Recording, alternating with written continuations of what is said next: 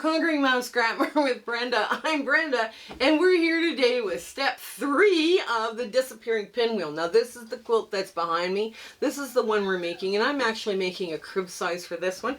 So anyways, these are the blocks we're going to try and make for you today, and yeah, this is going to be so much fun. This is what I call a weekender quilt, but we've laid it out over steps so that you get the right ideas to what you have to do, right? So it's very important. Now, let's do the shout outs and everything else we got to do.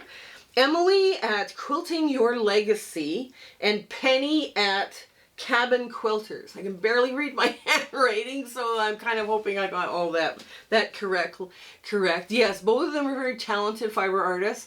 They both do some wonderful, cool things with their fabrics, and they show all sorts of fun ideas. That's important, to have fun and play. Yes, very important. So guys, go check them out, and when you do, tell them that, and you hit their subscribe button because you like what you see, tell them that Brenda from Conquering Mountain Scrapmore sent you. Now, I'm going to get you guys to vote. This is the only 3 times you're going to get to vote. The next sew along is either going to be Mayhem, which might involve some foundation paper piecing, and also might involve some, you know, it's not going to be strings because I haven't got enough strings yet. But I mean, it's going to be a fun sew along. Or we can do round 2 of Quilt Bingo, because Quilt Bingo last round was so much fun. People had so much fun with all those patterns that they got. And yes, we'll continue doing the beginner, intermediate, and hard, just because I think people really enjoyed that process of challenging themselves.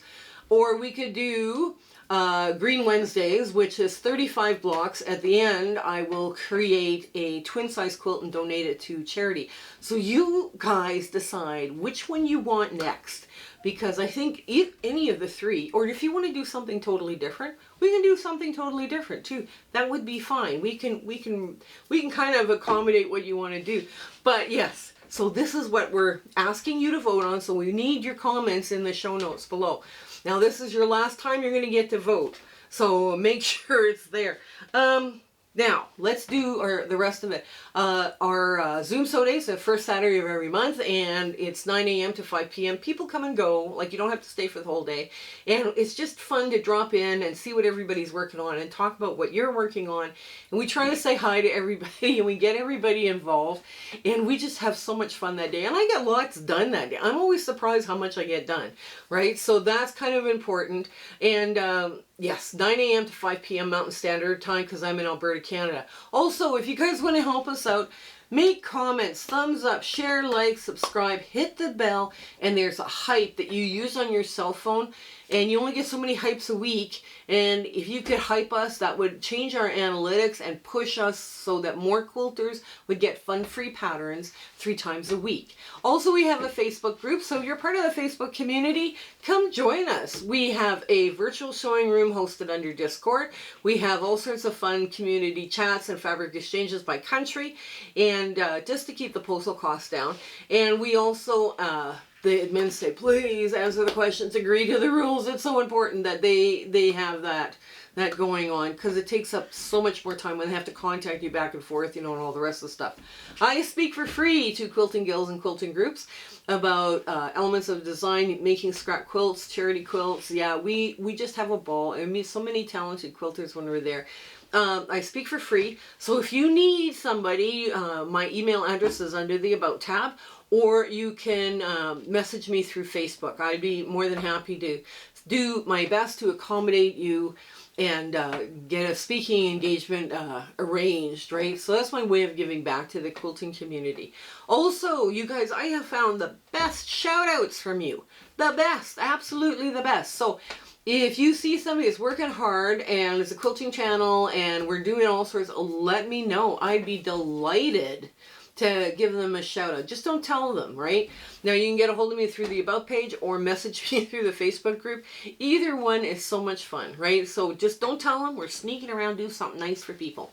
Also, I've been involved in 2 collaborations. The first one's the Quilters Circle Challenge with Sam Alberts, Deb from Sewing with Debbie. Michelle from Bits and Pieces, Kelly from Kelly's Quilts Plus, and another Kelly from Silly Moon Quilting, and Future Cat from New Zealand. We are just having a blast coming up with a theme. And what does that theme mean to you? What's the idea that sparks your theme, right? So yeah, we've had some beautiful things come out of that challenge.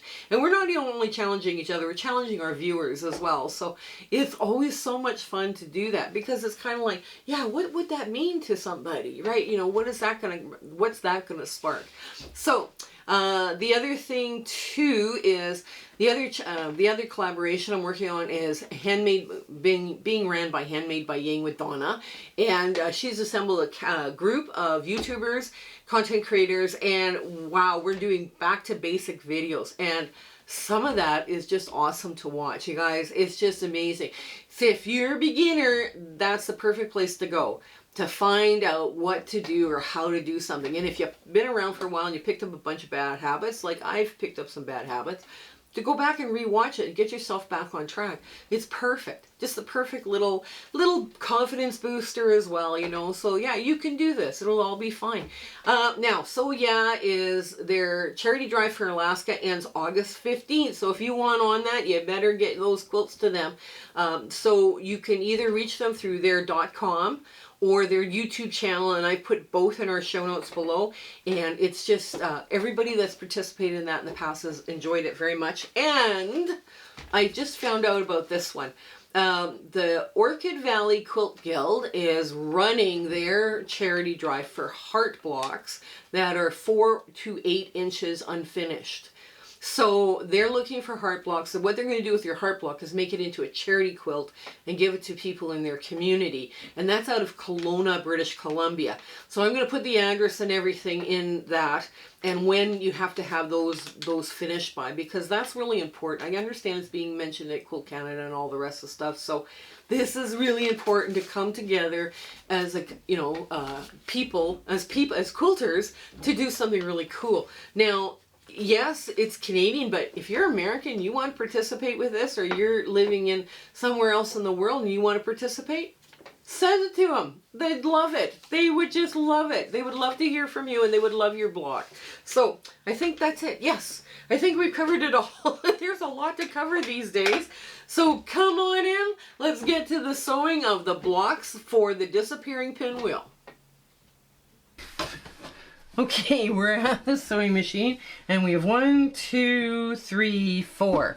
That's going to be the center of my baby quilt for this Disappearing 9 patch, right? Now, this, I know it's kind of a dark green, but this is a lot of fun. This is just, you know, a lot of color and a lot of things going on with it. So we're going to have a little bit of fun with it. So first I take the first 2, and now I lay them out kind of like this. Yes, it goes. It goes. There's nothing too many things aren't, you know, the same, too close together, none of that, right? So let's get this lined up, because we are now going to match seams all the way down on this, including the one I sewed last week, right? So if you're here for that step, you know, like you kind of know what's coming now, right? Okay, so let's get this all matched up and nested. And you want to get really well nested so that you end up with some very sharp geographic lines going through your quilt, right?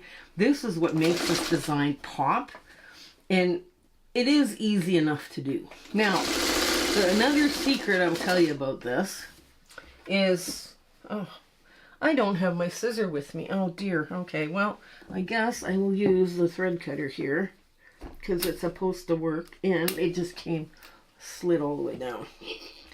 Mom said it worked last time she used it. The last time she used it was, oh my gosh, when? Okay, here we go.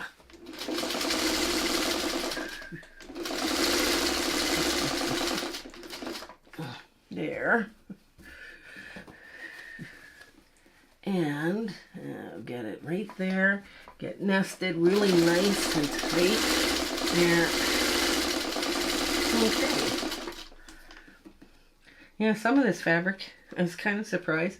to see it go, because so much of it has been kicking around for so long, and I'm like, oh dear, you know. Okay, so let's get, now before I lay this down, I always kind of peek under. Okay, there's too many trees, so I'm just going to give it 2 turns, a turn. Oh, well, there's trees, but not so bad. And more trees. I guess this wins because it's got the most variety. Now, we're going to put this down and see which wins here. I think pretty much anything will win here because it is so... So you're looking at this, okay, there's not too much stripe, there's none of this, there's this, and now you're going to look down the side, yeah, none of this is too much, like it's not, you know, the same, let's say Dancing Men or something, or the same green all in the same spot. You want kind of avoid that, even though they don't touch, you don't want all of that fabric, you know, the same kind of fabric all together, right? So this is what's kind of nice about this pattern too, you can play around with it and flip it different directions and all the rest of stuff. Okay, I can't even tell you which block I did last week. Okay, here we go.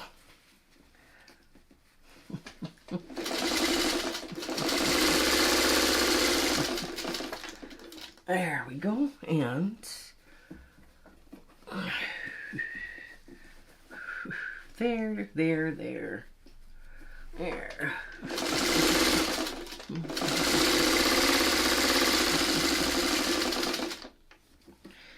And last, you want those points nice and sharp at the bottom. There we go.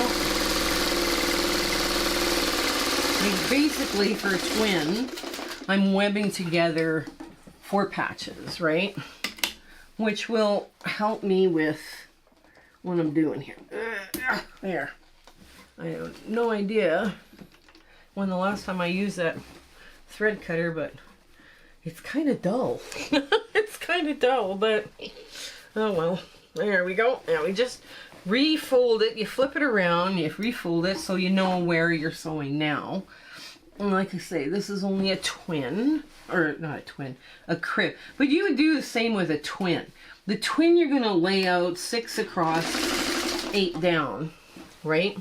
And a queen you're going to be 8 by 8, and a couch you're going to be 6 by 6, right? So, you know, this idea works only in evens. It does not work if your layout is going to be like 5 by 7. It doesn't work.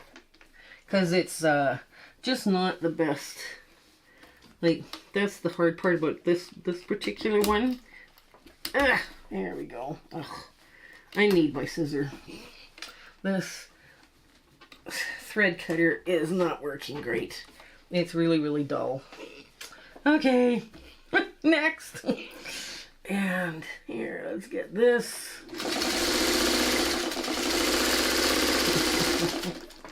I don't know why I left where my scissors are. Maybe I left them somewhere.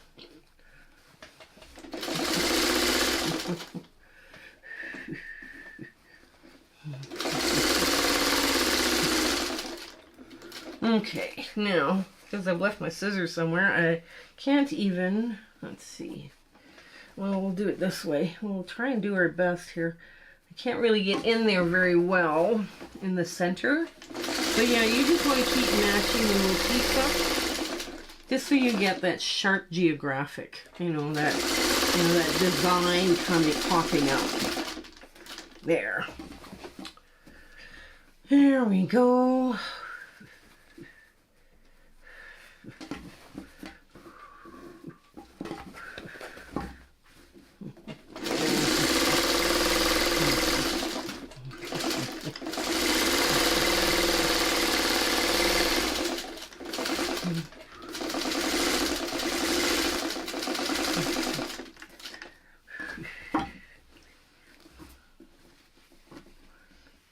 Okay.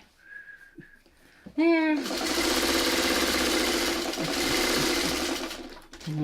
And another match. match this up again. There we go.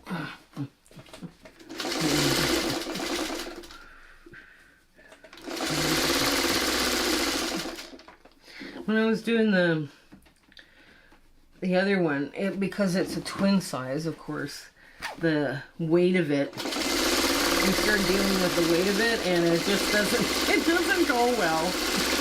So here we are. We're right at the end, and there's that cutter again.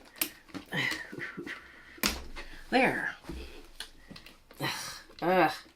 If my cameraman was handy, I would have asked him for my scissors, but apparently he's off doing something else. Who knows? Who knows what hubby's doing? Okay, so let's open this up. Now, what we're going to do, this is the seam we just sewed. These seams here, we just want to pop them open, you know, back and forth, just like this. So what's going to happen then is they're going to lie a lot flatter. And you're going to not have all that fabric bulking up. And now we're going to just do the other way. There. And we give it a good press when we're done. And it will look lovely. There we go. There. Just popping them open, right? Basically, you're popping open those little areas that you went through. Now, this area here, for some reason, can't pop open. I can't pop it open because I don't have my scissors to cut the thread. So, anyways, we'll give this a good iron, and we'll come back with our ta-da moment. Okay, so this was step 3. And what I've done is I've sewn the inside of the quilt all together. So basically, I am making a crib quilt, so I only need 16 blocks of the bigger blocks. So I sewed the bigger blocks together to make a 4 patch.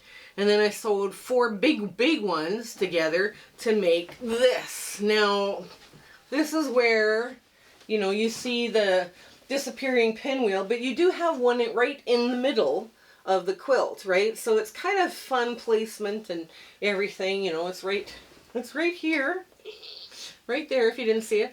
And yeah, and we start playing around with these colors. So basically this is my quilt top. Now I'm just going to take the pieces that are left over, like the parts that we cut off, right?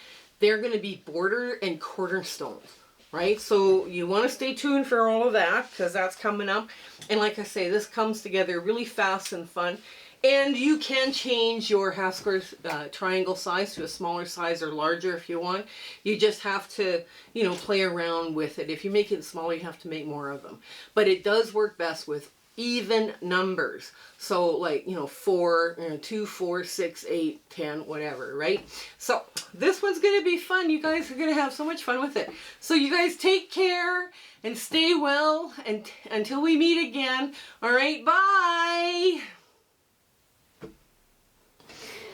My husband and I would like to thank you for all of your support and watching our videos and sharing and liking. It has just been, you've put us on such an amazing journey and we are having so much fun. I hope everything is going so well in your life and, you know, your 1/4 inch is perfect. Everything is working out for you. And we're just so happy to be part of your life and you having, like I say, you're watching us. I was just so thrilled that you're doing that. So I want to say goodbye and I want to thank you with all my heart. Okay? Take care. Bye.